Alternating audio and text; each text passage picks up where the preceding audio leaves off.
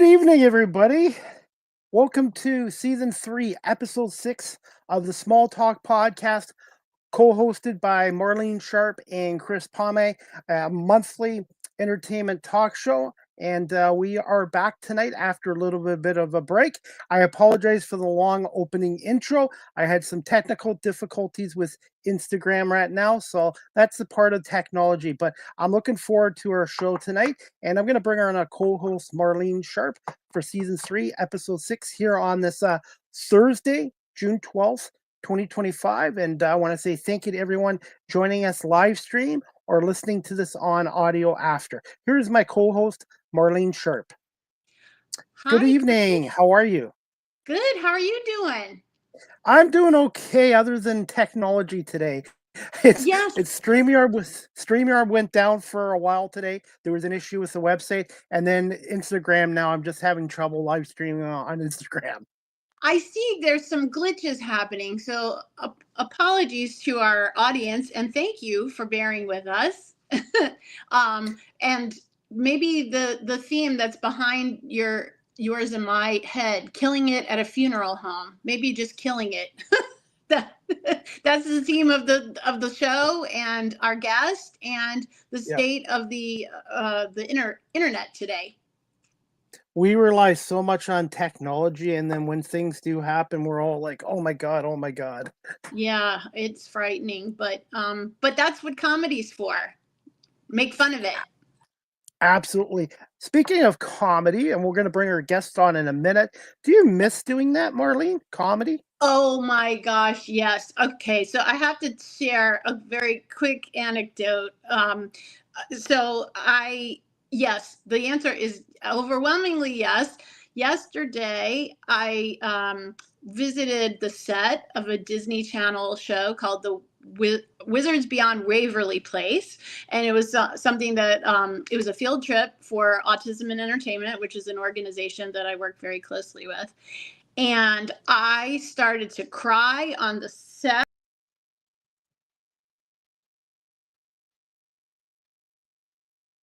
I think we lost Marlene. So, guys, everyone, bear with us. We're having some technical difficulties. We got Marlene back, and we're going to bring her back right now. In the middle of my Anyways, you're back. tragic story.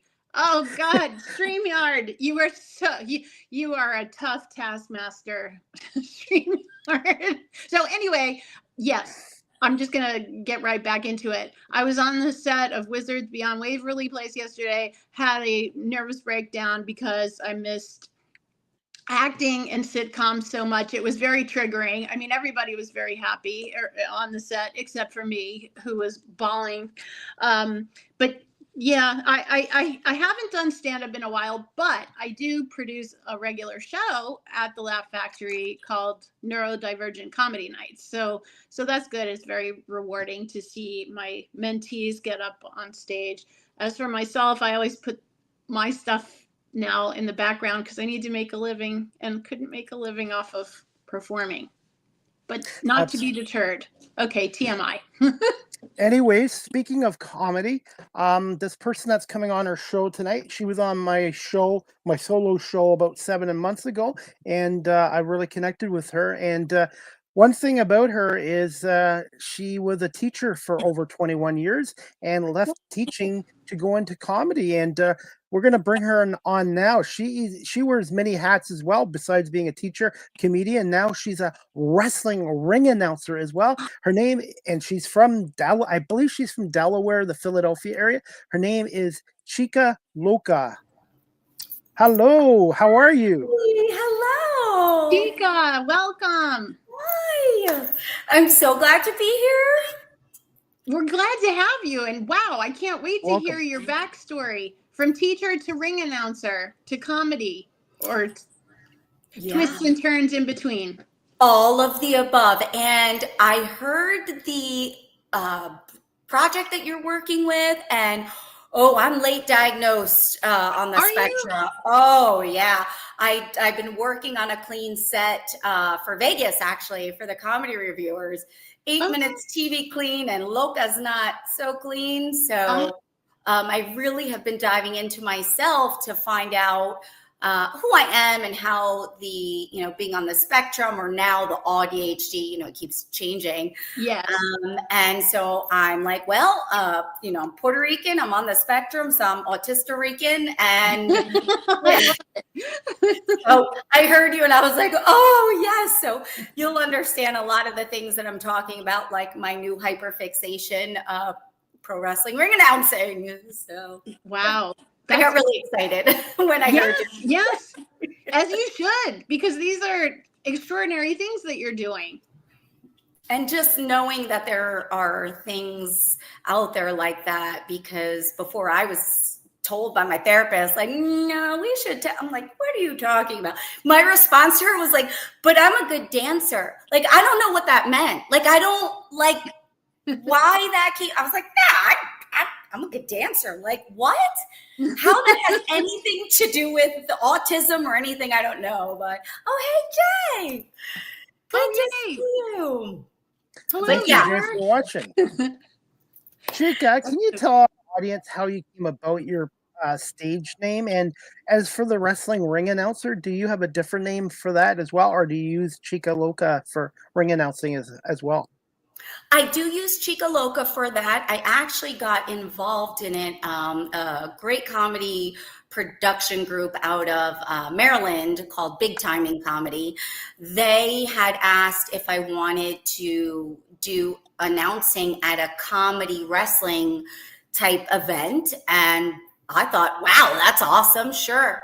Well, then he called me a few weeks later and asked if I was available the one day. Well, of course, I didn't really listen fully, and I was like, sure, this is exciting. I got there and I thought it was a comedy wrestling event. I didn't realize until I was about to go up into the ring that it was real. Like, this was real wrestling. It wasn't the comedy wrestling event that I had in my head.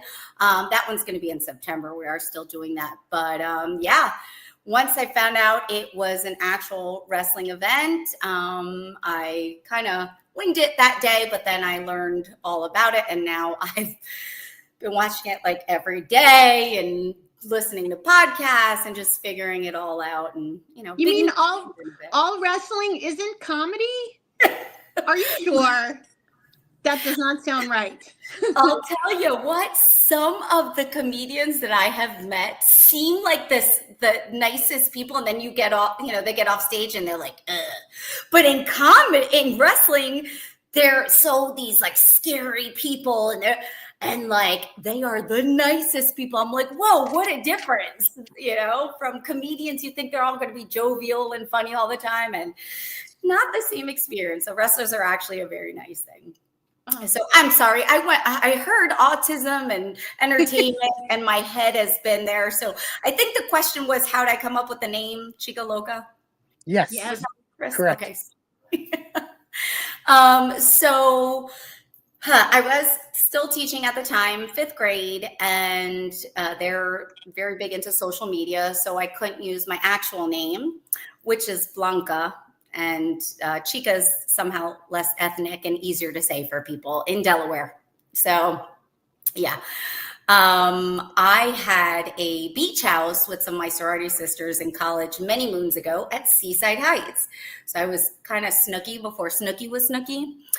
And we rented a house, and downstairs lived the owners, and they had this Chihuahua that was, I don't want to say rabid, but he's what you would think a Chihuahua would be, okay? And his name was Chico Loco. And so we'd go outside, and the little dog would be like, And so I remember going out with some friends down in Seaside, and I guess my alter ego came out, and they were like, we're going to start calling you Chica Loca, like the little nippy Chihuahua.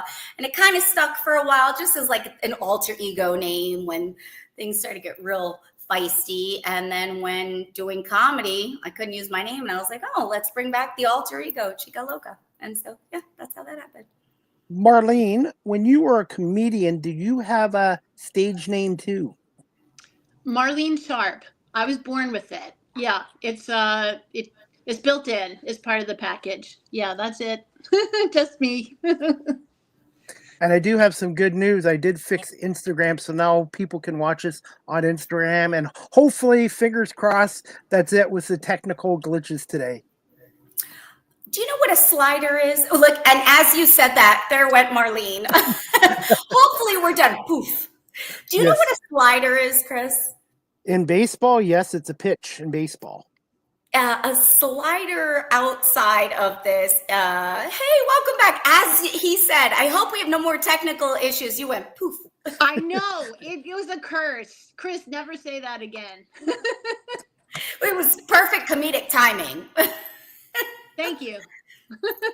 I was just asking Chris if he knew what a slider was. SLI. Have you heard of that? No. So I've been really trying to figure out the connection between people on the spectrum, ADHD, and that sort of thing, and sliders. So a slider, SLI, stands for street light interference syndrome. And for some reason, there are some of us who have some sort of magnetic or electric thing where technology always messes up around us. And it's called streetlight interference syndrome because streetlights always flash when we're around. Wow. And just actually met a friend who had the same thing, didn't think anyone had ever heard it. And the street light started flickering. And I look over and I'm like, yeah, now would be a good time to tell you. And as I'm saying that, he goes, I'm what's called a slider. And I'm like, wow. So both of us, our energy was like very wacky. But I say that to apologize because part of it could be a little me with the technological issues there. So. Do you think that could have anything to do with the mercury in fillings? Do you know I don't know what that's called, but a friend of mine, and I've heard it with other people, because of years ago, they used to make fillings for teeth with mercury, and people can get radio waves through the mercury in their teeth, and they can receive radio frequencies that way, and it's jarring to say the least, but maybe there's some kind of connection with all that stuff, you know? I don't have any fillings though. Oh dearie. Okay, well, forget that. I do. Maybe, but maybe there was mercury in, because probably we all of a certain age used thermometers with mercury in them, or some mercury in the fish, packaged fish and stuff like that. So I think everybody on the planet has a certain amount of mercury, maybe some people more than others. That mercury thermometer was never oral though. Oh, mine was. Ours. I still have like trauma because of it. I think about that, like, oh gosh. Yeah. That's a whole other set of problems. Like, I'm fine. I don't have a fever. I'm good. Leave me alone. Oh, goodness. Hey, Chica, I have to ask you this. Obviously, being a teacher, you had to talk in front of students in the classroom, and being a comedian, and Marlene knows this, talking in front of people. How much did being a teacher and comedian help you with becoming a wrestling ring announcer? Well, I think the ability to command a stage or a room or wherever you are is important, and it's a skill that a lot of people struggle with, and I feel like I've had a little bit more I guess of an edge. Now, that first time, I didn't know where I was, so I was kind of shy and winging it, and my co-announcer and I were just kind of looking around.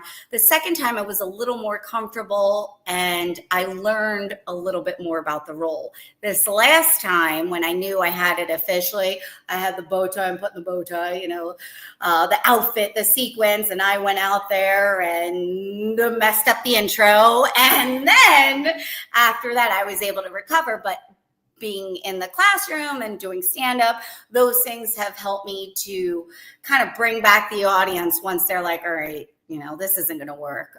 So yeah, I feel like it's given me an edge and helped me out when I notice there are people maybe not paying attention or I'm losing them, the ability to change my voice inflection or kind of speak a little bit more softly so they can hear it. Those things have all helped. And so in the ring, the ability to do improv and command that audience, I think, has helped out a lot. It's hard to tone down my excitement, though. It really is. Yeah. Oh, and passion. A certain way about the heels versus faces, and it's so detailed, so intricate, and I'm just learning it all. But the heels, they're the bad guys, so we're not. But I'm just like, like, I know you're the bad guy, but like, you're awesome. So I have to learn to tone that down a little bit and kind of quell my excitement until after. Any plans to get into the ring and try it as a wrestler at some point? Yes, I hope so. I don't know. I want to take a bump. You know what I mean? Like, at least somebody push me out of the way or something. I'm a lot smaller than I was 7 months ago when I did your show. How did that happen? Mostly poverty. But Oh no. yeah, when you can't really afford to eat. No, that was some of it, but a lot of different things. I got out of a very toxic situation. That helped. I had a lot of bloat and things. Trauma can really get trapped in your fat cells, and a lot of exercise. Changed up my exercise routine. A lot of different things, but mainly persistence. So, yeah. But I'm a lot smaller than all of them. They're tall, and the one was 6'9". I was like, do I have to climb the stairs to speak to you? So I'm thinking a bump might be a little bit more dangerous for someone of my stature, but I'm willing to do it anyway. Marlene, if you went into wrestling, would you be a baby face or would you be a heel? I would be nothing, because I would be completely pulverized. In fact, I think I would die of a heart attack before I even got in the ring. That sounds horrible, but announcing, that sounds like that's more my speed. That's where I would really shine, I think, because I could be objective, knowing nothing about wrestling, and I'd feel relatively safe as long as I stayed out of the line of fire of flying bodies and stuff. So what about you, Chris? What would you be? I'd be the heel. Oh, yeah? The heel, yes. The heels are more fun to play than the baby face. Oh, yeah. The villain, yeah, sure. And you're a switch. People switch. Sometimes they'll start off as one way and then they'll go to the dark side, or they'll see the light. So that's pretty neat too. I have an idea, Marlene, for one of your autism fundraisers in the future. Do a wrestling one. Do a wrestling event. Easier said than done, I think, especially since I'm not connected to that world. I'd have to seek someone who is a thought leader in the world of wrestling, a thought leader, and more important, an event leader who could facilitate that. And then we'd overlay a neurodivergent component to it. It could be done. It's something to think about. If anybody wants to come forward and offer their services to put that together, let me know. I will connect you, Marlene. I don't know a lot of people, but I've been following them all. So I'll be like, hey, we've never met, but you guys are in the same area. You should connect. Yeah. So people in the same area. That's step one. Connect with people in your location. Yep.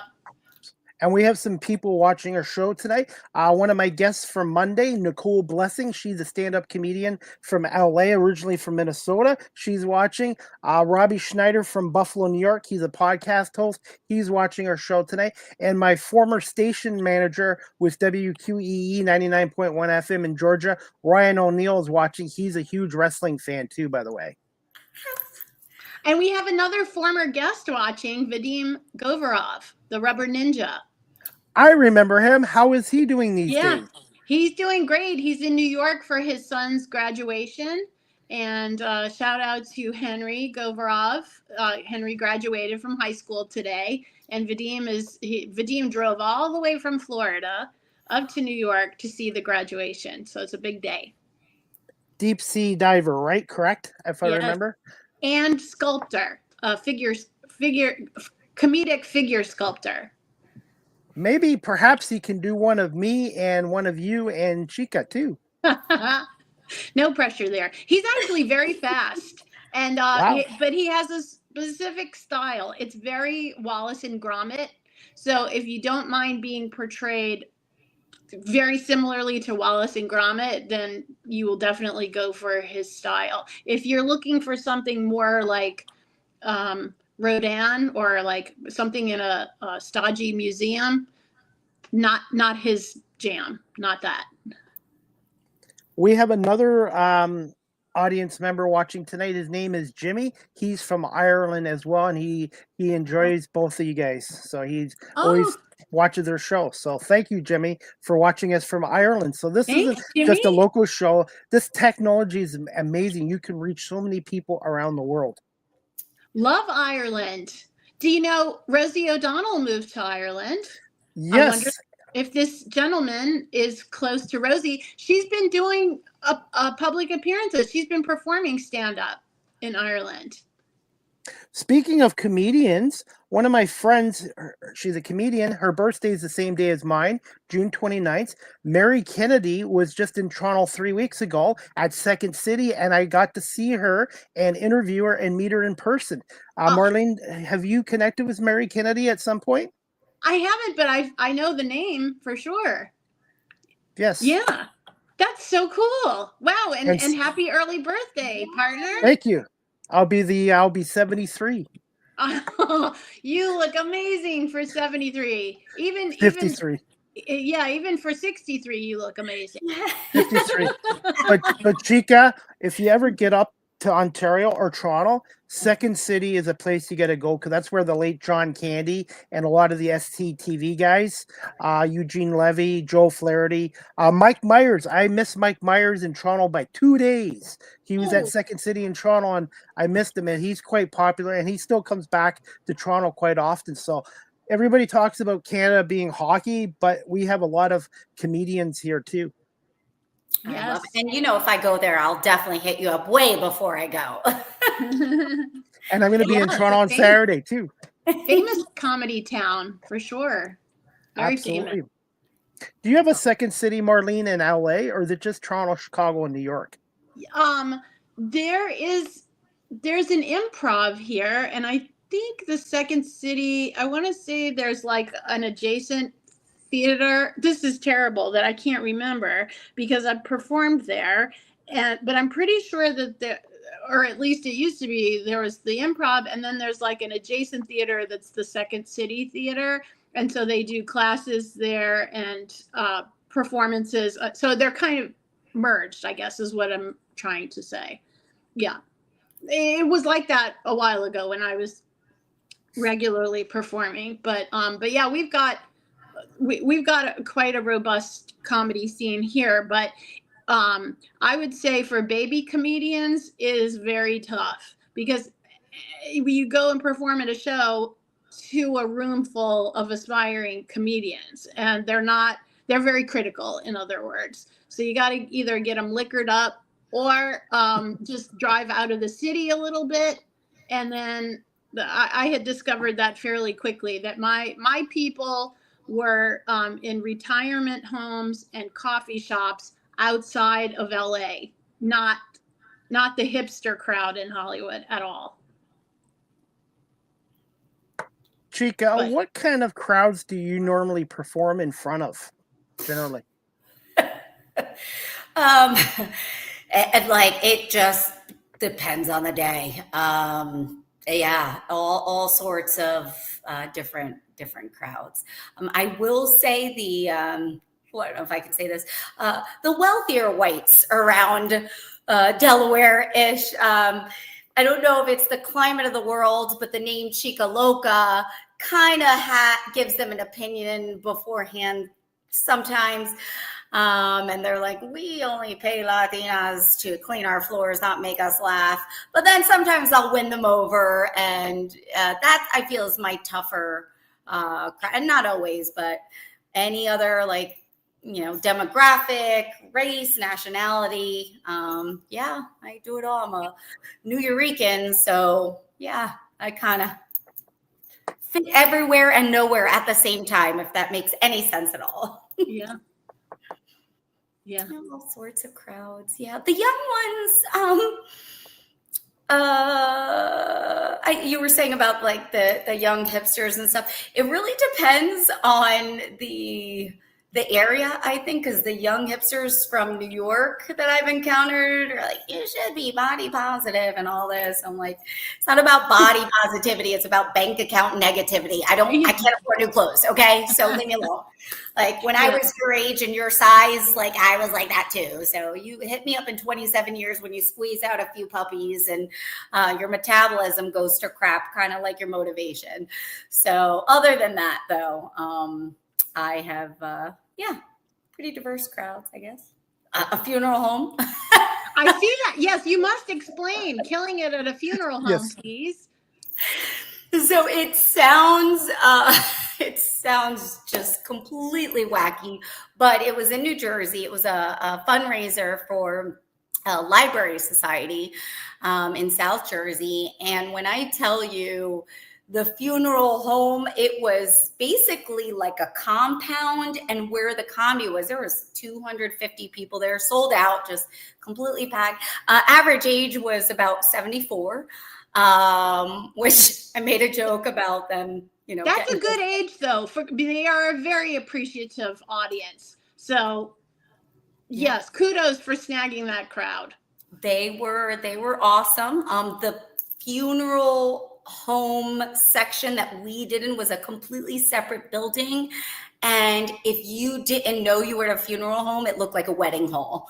The big grand piano there, apparently Billy Joel played on it because a loved one passed and he was there, and it was a very fancy New Jersey funeral home that had an event space. So there were little urns in the green room, like the samples, and some things you would look and be reminded like, oh yeah, I'm at a funeral home. But for the most part, it wasn't like, you know, somebody's Uncle Harry is laying in the back and I'm like telling jokes or anything like that. So no caskets in that room. So yeah, but it was a lot of fun. When I heard it, I was like, oh, well, it's my 4th year of comedy. I'm loving it. I'll do comedy in the bathroom of a Taco Bell in the middle of Atlantic City if I need to, if you're going to pay me for it. But it ended up being absolutely awesome. How about comedy in a ring after the wrestling's over? Well, that Comedy Mania, I think, will be the first time I get the opportunity to try that. So, yeah. I think, the funeral home is probably the most interesting place I've done it. But, yeah, I could do that at the ring.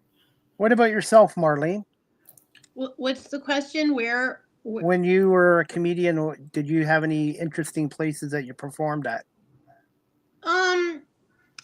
Let's see. Well, they were pretty standard places, like venues around LA.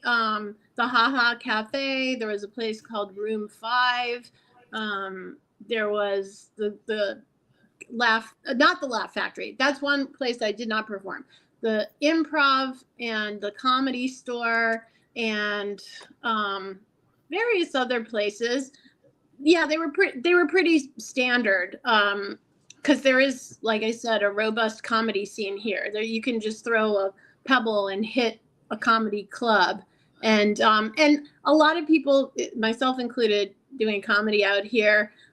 We were doing it for a higher goal. We all wanted a sitcom or a stand-up special, or we wanted the fame and fortune. So everything is targeted toward that goal, and so I didn't bother with any interesting places. Like Chica Loca here is really in the trenches. So hats off to you. Speaking of hats off, I actually performed at a swingers convention too. That was a lot of fun. Yeah. Oh boy. Yeah. I mean, all the clothes were on, but while I was there anyway, but it was, they were, they were a good crowd. They were just ready for the after party. So I was like, I didn't realize such people had conventions, but I guess there's a con for everything. There's any special interest that could cross a person's mind has a community, and why not a convention? They had the whole hotel rented out. It was only the people that belonged to this very large group. And it was just, they had all these activities and photo booths and like activities that PG activities at first. And then you can break off and all. But yeah, I did comedy there too. It was cool. How was it? Was it a receptive? Okay, there's nothing that I can say that is not a euphemism or a double entendre. So, how was it? They enjoyed it. It was more, I think it went a little too long with all of us, and they were like, oh, this is good, funny, but let's just go on to the dance party and then continue on after. So they weren't not receptive, but I think in a different setting, they would have had a lot more fun. The other two comedians that were on the show were absolutely hilarious. I couldn't stop laughing, but I could tell some people were a little antsy to like get on to the main event, if you know what I mean. Yeah, let's be honest. That's why everybody's there. Sadly, they are not there for the comedy. This is a different speed, a different crowd. So,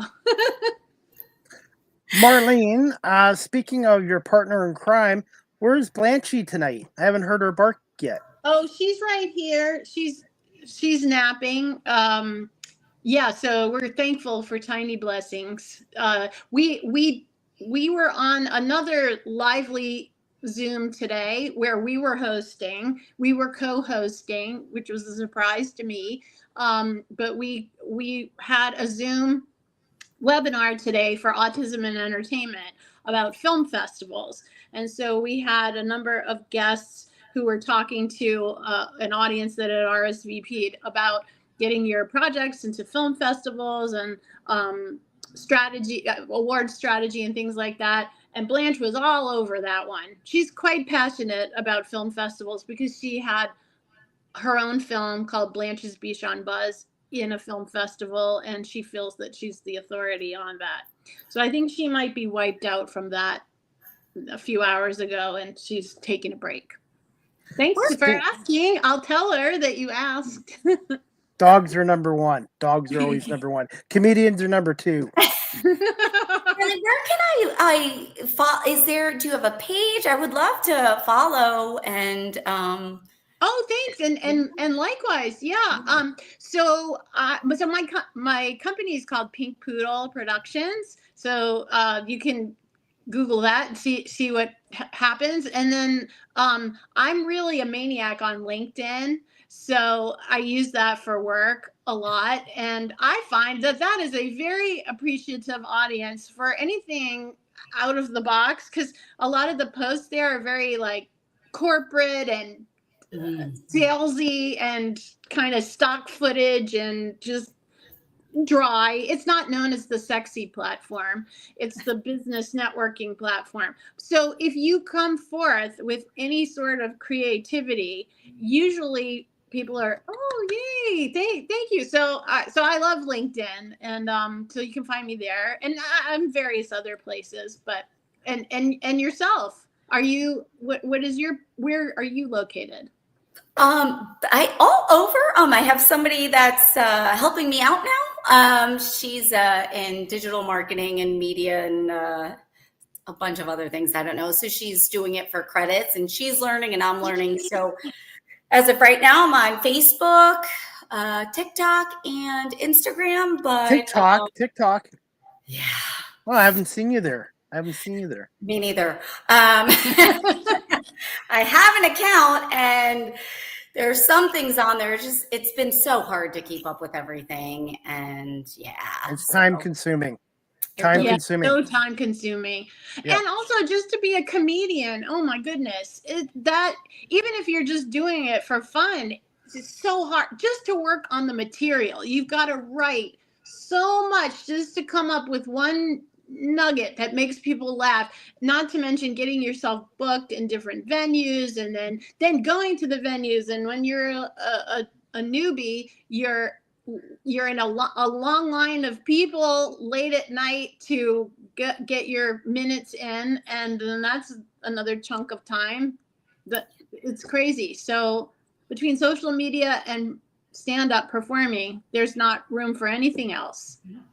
And the neurodivergent spiciness that comes along with that, my time management issues, my time blindness, my hyperfixations, and all those other things play a part in that as well. Yes. So yeah, it's a little overwhelming with the social media thing. I need a lot of battery recharging after shows and events, and social media being what it is, it doesn't give you that ability to just kind of unplug and recharge. So oh yeah, it's constant. Yeah. So and brutal, oftentimes brutal. So you have to protect yourself, especially with the politics stuff going on right now. I'll leave it at that. So, hey, I gotta ask you this, Chica. I wanted to ask you this. Since you've been a comedian for 5 years, how much have you improved as a comedian? And also, is there a bucket list that you want to do as a comedian going the rest of 2025 and beyond? Ooh, okay. So bucket list, one of the things I'm doing July 4th, I'm actually going to be doing the Comedy Reviewers Showcase for the Behind the Comedian. I submitted my story about quitting my entire life at 41 to do comedy and just changing everything over. So that was really a bucket list thing. So for 2025, I'm already taking it off the list. So that's exciting. And as far as improving, I am still finding my voice, which the Behind the Comedian showcase has to be TV clean, and Loca has not been super clean because the New Eureka comes out. So really working on that, and that's helped me find my voice. I had to really dig inside myself and think, what is the message that I wanted to say when I first started this? And I really do want to talk about the fact that, the female autism spectrum diagnosis is so rare because of the profile they have. And just the fact, like I said, I was like, there's no way, not me. The dancing thing still just messes me up. It's like cringe every time I think of it. But thankfully my therapist laughed. But things that people aren't aware of, and just bringing that up. So making it funny as far as my struggles, but also bringing awareness. So I think my personal opinion, I don't know if it's improved laughter wise, but my voice and finding my message has definitely improved, and especially in the last few weeks working on this TV queen set. Marlene, my co-host Marlene has to leave shortly, but Marlene, do you have a question or two for Chica before you head out? No, not really, but I have a thank you, Chica, and I will request that you please get in touch if you visit Los Angeles, and we can experience the comedy scene together. I would love that. I would absolutely love that. I'm going to follow you as soon as we're done. And thank you for what you're doing for neurodivergence in entertainment. I think it's awesome. I don't know why I'm getting emotional. And thank you. Yeah, thank you. Because just simply talking about it sheds a light and makes a positive impact too. It dispels the fear and stigma. So kudos. And hopefully helping more little girls get diagnosed a lot sooner and prevent the struggles that a lot of us went through. So awesome. Yes. I'm not wearing waterproof mascara, Marlene. I'm sorry. No, it's awesome. Thank you. Chris, to handle with care. Take care.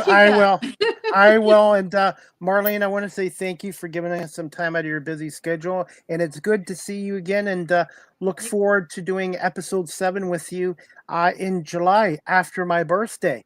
Yay. What are you guys getting me for my birthday? June 29th, right? This is June it. Happy birthday, Chris. By the way, I have giving. I All actually right, have take some dog treats. Marlene, we're going to let you go, but we'll talk to you soon, Marlene, and I'll send you the video, the audio, and some reels of this later tonight before I go to bed. But thank you perfect. so much, Marlene. Thank you. Take care, everyone. You Bye too, bye. Marlene. Talk to you soon. Bye. Anyways, that was Marlene Sharp. She had to get going. She had another work assignment, but she's been my co-host on here for the last year and a half.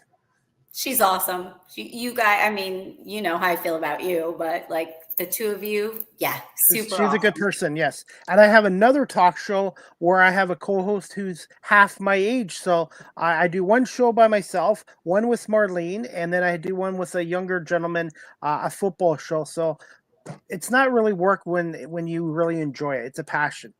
Absolutely. Do you feel that because he is half your age, do you feel that the views on things in sports are a little different? Yes, but that's okay. It makes for good conversation. Yeah. His name is Nick. He's 27, 28, and I'm going to be 53. But we have different perspectives. I have the older generation fan perspective, and he has the younger generation. We don't always agree on things, but I told Nick this. I said, that makes for good conversation. So, yes. Yeah. It's amazing. You would think something like sports Yes. would kind of transcend the age gap, but I have Yep. seen a lot of different Yep. things. Yeah. So that's awesome. Very cool. But by the way, I've had guests on my show that were 18, and I even had guests up to 80 on my show. Wow. And doing media and the talk show radio stuff, I've learned to work with diverse. I have diverse guests, diverse topics, and age. Don't judge people based on their age. Judge them based on their character and personality. Yeah. Yeah. Absolutely. Hey Chica, do you still have a few more minutes? I was gonna play one of your videos from Instagram, and again, I want to say thank you so much tonight for giving us some time out of your busy schedule. And when you co-host the show, it's you got to make the guest schedule work with both of your co-host schedule. And I appreciate you so much. This is, I always have a great time. And I'm so happy for your success as a comedian and now getting in the wrestling industry. And when I started my media career 5 years ago, it was through a local wrestling company not far from me. And I learned how to do interviews through them. And you have so much respect for these men and women because it's a lot of work. It's a lot of training, storytelling, and they also want to tell a story to the fans, but they also want to protect their opponents as well. And it's truly a team effort in the wrestling industry. And it really is. I've learned so much just from being there, and I did it 3 times already. And when I tell you that third time, I was just in as much awe as I was the first time. The production of it, the athleticism of, I mean, literally flying in the air, the care and the precision and the theatrics and the things that it takes to set up. And oh my gosh, it is just, these are truly some of the most talented people I've ever gotten to see in person. I mean, it takes so much preparation and so much. And it drives me nuts now. I never really heard the whole, like, oh, wrestling is fake and that. And it's just like, define fake. You know what you're going into. It's a production, and what they're doing is so real. It's not of course there's certain things that are scripted, but it takes a real athlete to do what they're doing. And it's, oh gosh, I could go on forever. So I'm not gonna do that. But yeah, I'm so floored. The people that I've seen and worked with are just, I mean, there's some of them that I'm watching and I'm just like, oh my gosh. And I couldn't even speak because I was in such awe of them. And that never happens because, I don't shut up. So yeah, super cool. I should put you in touch with one of my guests coming on this Monday. Her name is Denise Bodan. She is a filmmaker, executive producer, and recently they just filmed a wrestling mini series here in Ontario, and they used a wrestling ring in somebody's backyard. And I should put you in touch with her as well. And just filming a wrestling scene and all that. These wrestlers are actors and actresses, whether people like it or not. They are actors and actresses, and they also have to be athletics as well. Yeah, so multi-talented, these people. And I got to be honest, I mean, the body fat percentage on these people when they come in, I'm like, do you eat anything other than protein? I mean, I'm like, you eat crickets as snacks, don't you? They're phenomenal. The one I couldn't see because he was so tall, but another wrestler was commenting on his traps. I was like, your traps are bigger than my legs. Like, this is so yeah, they're super cool. Actually, about 2 months ago, they let me go in the ring, and I got to run off the ring like the Ultimate Warrior, the late wrestler. He used to like run off the ring and shake the ropes, and I got to do that. So it was good content. And yeah, I'm looking forward to my guest on Monday at 11 o'clock. I should really put you in touch with her as well. She's a wrestling fan as well. I'm gonna watch it at least for sure. You know that. Yeah, 11 a.m. And I'm going to play that little clip you sent me from your Instagram page. Hopefully, you can hear the audio. And we're just going to try to play it right now. 1 second. Courtesy of your Instagram page, Chica Loca on Instagram. Everybody, please follow her. And this is from Teachers Be Like Comedy Show. Hopefully, I can get the audio to work. It'll be we'll be at Punchline, Philadelphia on Thursday. Teachers Be Like show. A lot of hilarious comedians. We have Lamar Todd, who is all over the place. He runs the Teachers Be Like group. Jay Yoder's on it, and he's on the Board Teachers Tour. It's just an honor. My first time ever at Punchline Philly, so I am super excited. But the clip is actually from Funny Vibes Comedy Club, where I did a Teachers Gone Bad show, and great place in Haverhill, Massachusetts, right outside of Boston, and just a wonderful club, great people. So yeah. I'm going to try playing the clip now. I'm going to make sure the volume's turned up. So just bear with me 1 second. No worries.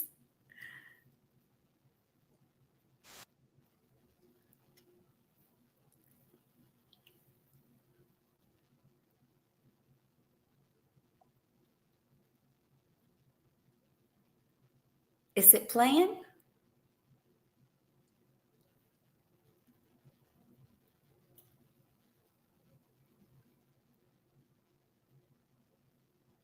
Can you hear it, Chris? Yep. I can't hear anything. You can't hear anything? Okay. Mm-hmm. I apologize for that. There must be an issue. I apologize for that. No, it's totally fine. It's right on my social media page, so if they want to follow, that would be cool too. Chica Loca on Instagram, and the next time we have you on as a guest, maybe you'll be able to send us a clip from YouTube or whatever, and we can play it. Yeah, that would be awesome. I'd like to get one of you doing your ring announcing. That would be really cool. So the one that's happening, there's one on June 8th or July 7th, rather, July 6th, and at the State Theater of Havre de Grace, Maryland.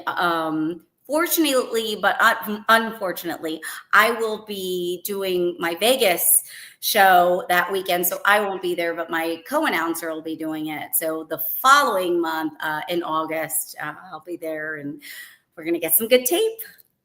And you know what? In the past, it used to be the males had to be the ring announcers, but there's been so many good female ring announcers, like Lillian Garcia.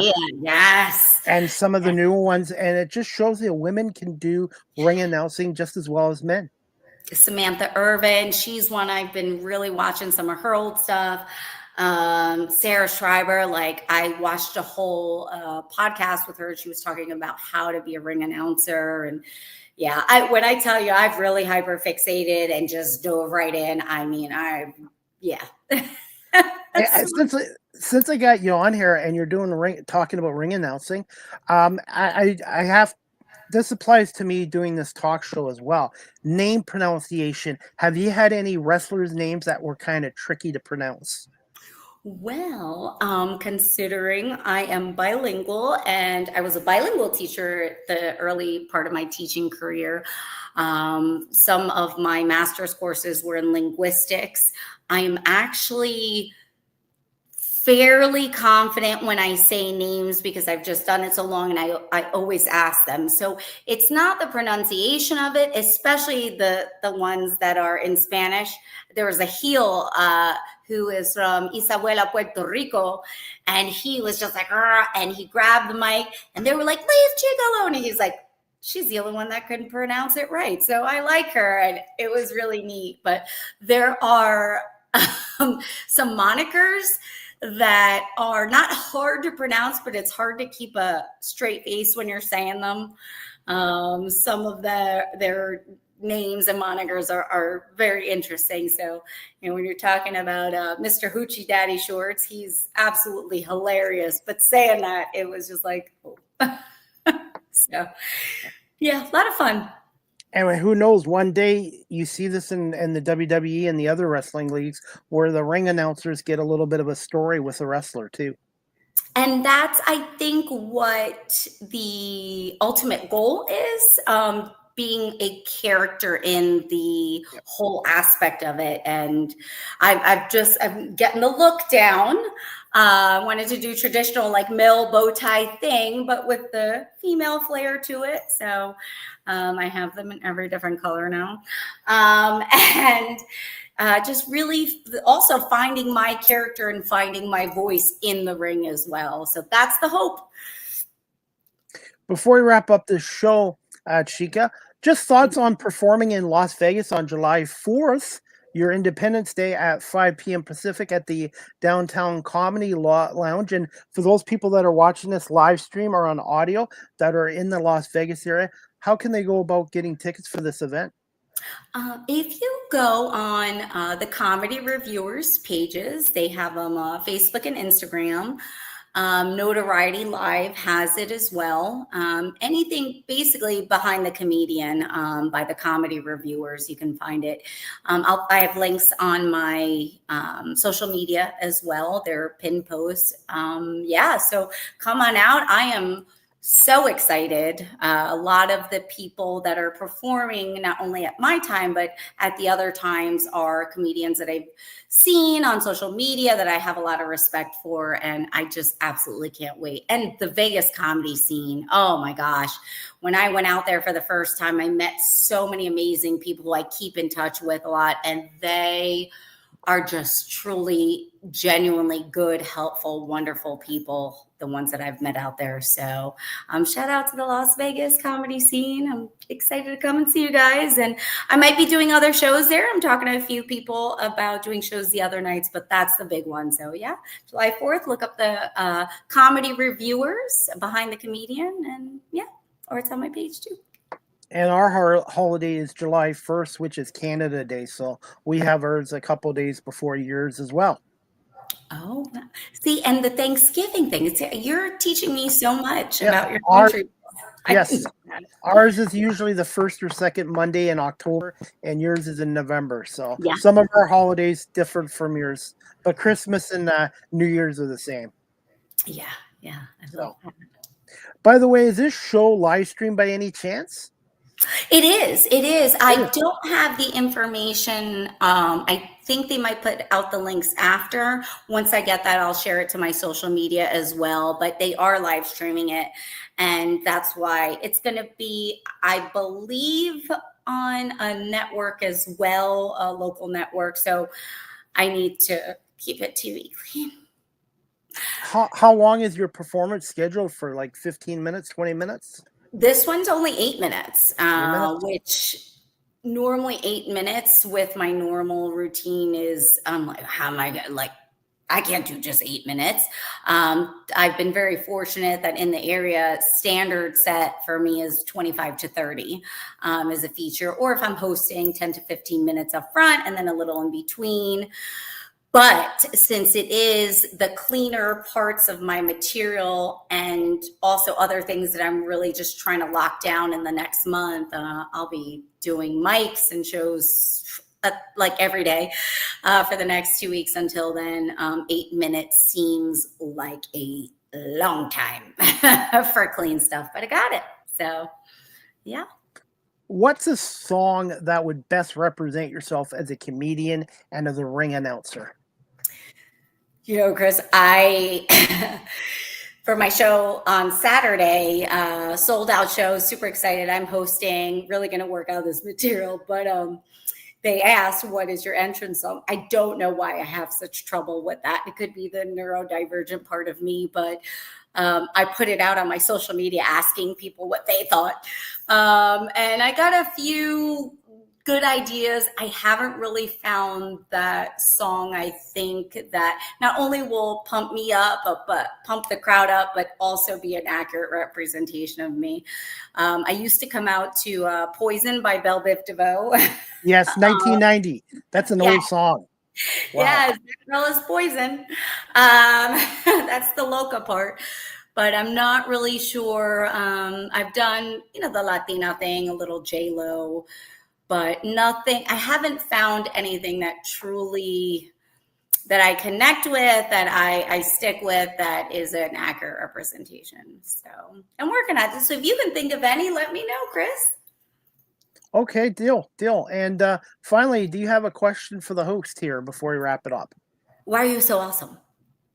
Oh, I'm still a work in progress. I make mistakes all the time, and I'm just trying to get better and keep improving. And this is something I love doing, and it's the storytelling aspect of it. And I'm just trying to prove to the radio industry, age is just a number. And I now speak at high schools once a month for careers for young kids, telling them that education doesn't stop in a classroom, and you don't have to pick a career when you're 18 or 17 and stick with it. And you can self-teach yourself into a new career as well. Education, regardless of a classroom or not, is important as well. And you want to enjoy doing something that you do, because I was in a corporate security for 23 and a half years. And at the end, it was time. I wasn't happy, and it was time to move on. And this is something I love doing. And I can tell how passionate you are and all my guests that come on here. And that's what I love doing in this show. It's storytelling. I'm not a comedian, but I love to entertain. And you do a great job of it. And I love the fact that you're always improving. You're looking for different guests and different people, and your questions are always thoughtful. So kudos to you.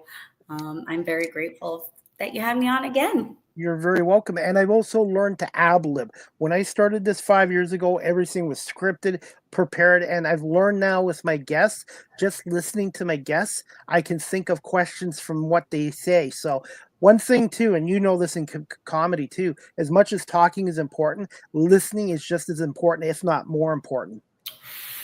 Yes, a big thing that one of my mentors shared with me right at the very beginning was listen to the comedians before you.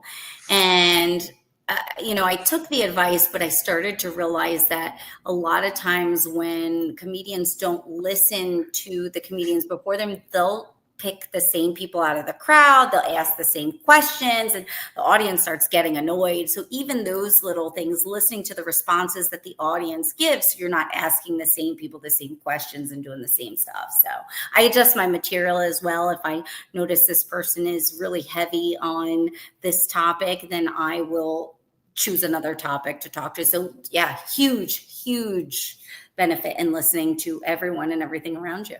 That's how we learn. And do your homework wherever city or country or state.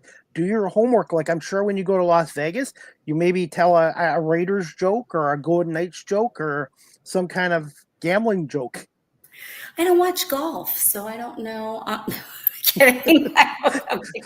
I know those are the ball sports, I think, but yeah. So finding out some local things. Thankfully, two of my dearest friends from more than 20 years, and my little brother lived there, so I have the local support that I can find stuff out from too. So yeah, research. And hopefully one day I'll get to see you perform live. Hopefully in Toronto one day. It's gonna happen. It's gonna happen. That's you asked me about the bucket list. Definitely. That's one of them for sure. Finally, where can our audience follow you on social media? And do you have any plans for a website in the future? and some of your upcoming live comedy shows you want to plug here.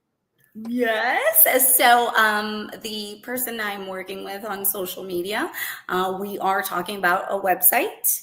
But right now I'm on Instagram and Facebook, Chica Loca Comedy.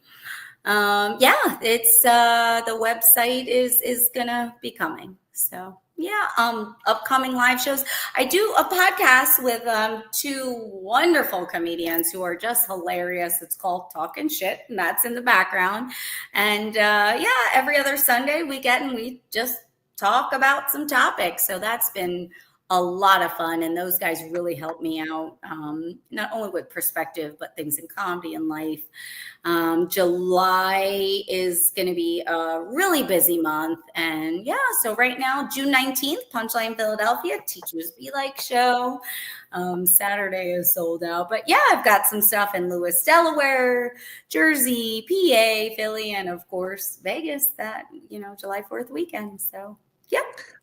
Well, Chica, I want to say thank you so much for coming on the Small Talk podcast tonight. Marlene, I can speak for her. I will say thank you as well. And hopefully you can connect with Marlene. She's really active on LinkedIn. She's on Twitter too, but LinkedIn, she's really on, and she is on Facebook as well. I will definitely find her. I don't do the Twitter X thing. I understand. I joined Blue Sky. But I use X still just for my media stuff, and that's it. But I am on Blue Sky. Are you on there yet, or no? I don't even know what that is. Okay, that's what Twitter used to be like. Okay. It used to be a good form of Twitter in the glory days. I bet Tabitha knows all that stuff. Yes. But hey, you have an open invite to come back on my main show or this show as well. And then safe travels when you go out to Las Vegas. Make sure you take some pictures, and I'm looking forward to seeing some of your comedy shows at some point as well.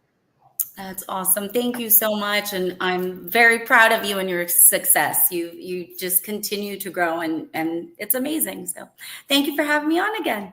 Thank you so much. Give me a little bit of time, either tonight or tomorrow, and I'll send you the full video, the audio, and a couple of reels and clips, and I will make sure I tag you in on social media. Yes, thank you. And I'll tell Tabby to keep an eye out for it as well. Okay, thank you so much, Chica. We'll talk to you soon. Bye. Bye.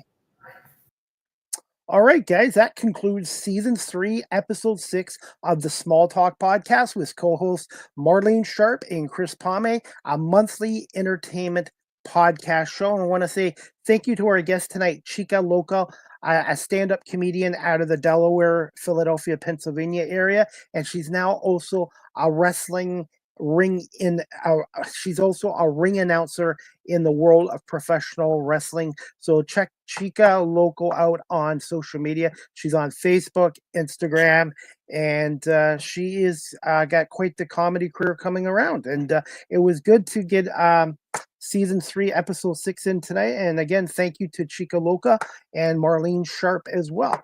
Any businesses out there looking to advertise on our Small Talk podcast, a monthly entertainment talk show, please feel free to contact Marlene Sharp or myself at cpomay19@gmail.com. Marlene and I would love to have a sponsor or two come aboard the Small Talk podcast. We have a great lineup of diverse guests and topics, and we're a once a month show as well. And season 3, episode 7 of the Small Talk podcast with Marlene and myself will return in July. The date and the time and our guests to be announced on our social media pages as well. And before we wrap up this show, guys, the next live with CDP Sports Entertainment Talk Show brought to you by BarryCollin.com is going to be Friday, June 13th at 3 p.m. Eastern with our special guest, Dawn Church, an actress, producer, director out of Los Angeles, California. So please check out Live with CDP Sports Entertainment Talk Show tomorrow, Friday the 13th at 3 o'clock with my special guest, Dawn Church. And again, the Small Talk podcast will be back in July with Marlene Sharp and myself with our next guest. And stay tuned to Marlene's and my social media pages for the date and the time and who our guests will be as well. I hope everybody has a great night And again, thank you for watching the Small Talk podcast on Facebook, LinkedIn, YouTube, Twitch, Twitter, X, Instagram, and on all major audio platforms such as Apple Podcasts, Spotify, Amazon Music, iHeartRadio, Good Pods, and wherever podcasts are available. So again, thank you to our guest Chica Loco. Thank you to my co-host Marlene Sharp, and thank you to everybody for watching the Small Talk podcast with Marlene Sharp and Chris Pomay, and we'll see you back here in July. And by the way, you guys can wish me a happy 53rd birthday on June 29th. Good night, everybody.